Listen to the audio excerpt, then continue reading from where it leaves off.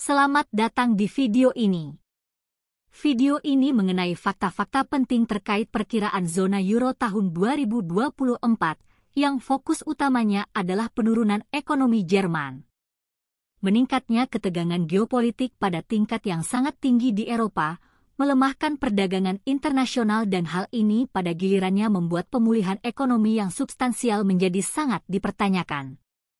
Terutama bagi Eropa yang sangat bergantung pada ekspor, karena ekspor adalah salah satu dari 3 instrumen utama ekonomi Jerman. Kekuatan ekonomi dalam bentuk sanksi tarif, larangan ekspor-impor digunakan kiri dan kanan untuk meningkatkan pengaruh geopolitik. Tentu saja negara-negara yang berorientasi ekspor akan menderita. Salah satu alasan mengapa sanksi ini lebih berdampak pada Eropa daripada berdampak pada perekonomian AS, misalnya didasarkan pada besarnya pasar domestik dan tingkat swasembada perekonomian Eropa akan terus terpukul jika perlambatan perdagangan global terus berlanjut. Dan siapapun yang mengatakan sebaliknya tidak benar-benar mengatakan yang sebenarnya. Inilah yang sebenarnya terjadi di Eropa dan apa yang akan terus berlanjut. Hal ini akan terjadi pada tahun ini dan tahun depan. Jika ketegangan tidak mereda seiring dengan meningkatnya ketegangan geopolitik, maka tingkat ketidakpastian akan meningkat dan pada gilirannya aktivitas investasi akan menurun.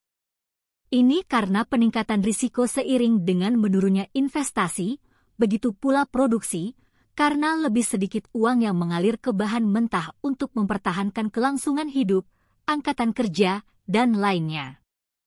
Pada saat yang sama, tekanan inflasi kembali meningkat. Hal ini akan memperlambat aktivitas ekonomi dan segala harapan untuk pemulihan. Selain semua faktor tersebut, kita juga melihat sanksi ekonomi menghambat ekspor, jadi apa yang kita punya pada akhirnya?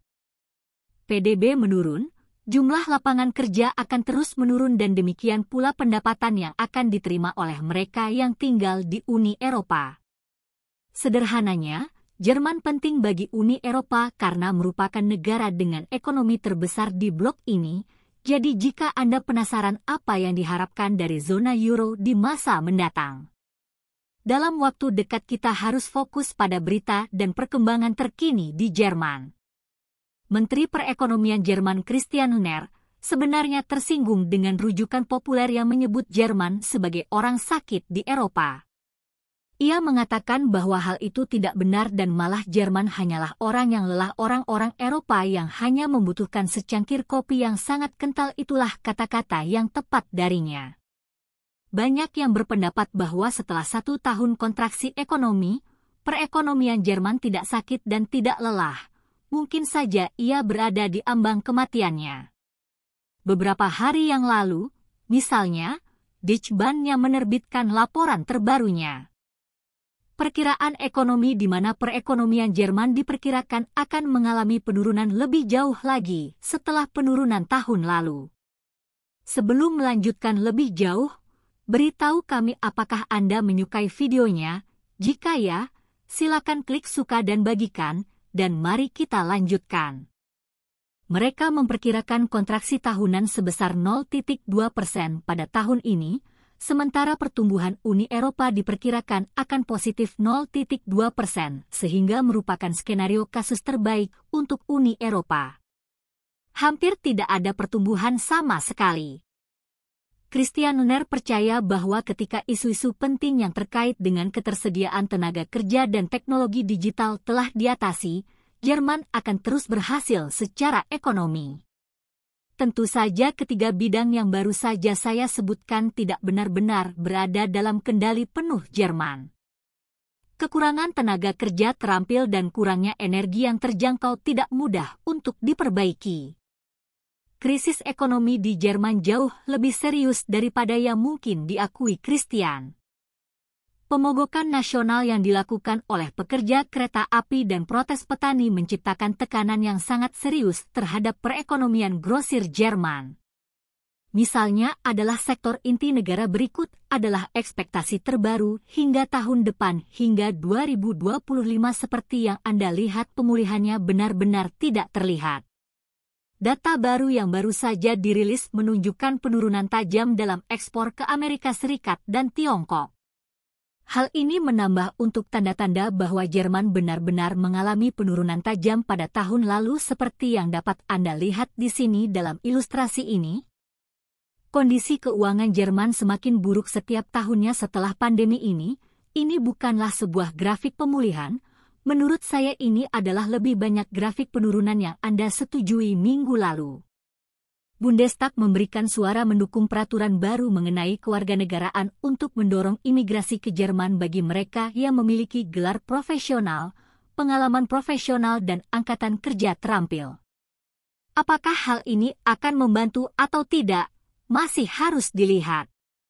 Adalah sebuah proses panjang yang kemungkinan akan memakan waktu beberapa tahun, namun pada saat yang sama, para petani di Jerman menunjukkan dengan jelas bahwa mereka sedang berjuang, sementara Bundestag menghapus subsidi bahan bakar pertanian.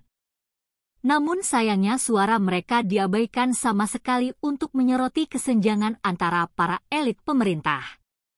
Dan rata-rata masyarakat Jerman minggu lalu selama pertemuan di Davos, beberapa pembicara termasuk Kepala Organisasi Perdagangan Dunia, menyarankan bahwa pemerintah Jerman perlu menaikkan pajak untuk mendanai transisi ke energi ramah lingkungan. Anda tidak dapat menebusnya sehingga mereka memotong subsidi dan kemudian mereka tentu saja ingin menaikkan pajak. Seruan ini ditolak, namun hal ini hanya menunjukkan dua realitas paralel yang ada saat ini. Keterputusan total antara mereka yang berkuasa dan masyarakat lainnya.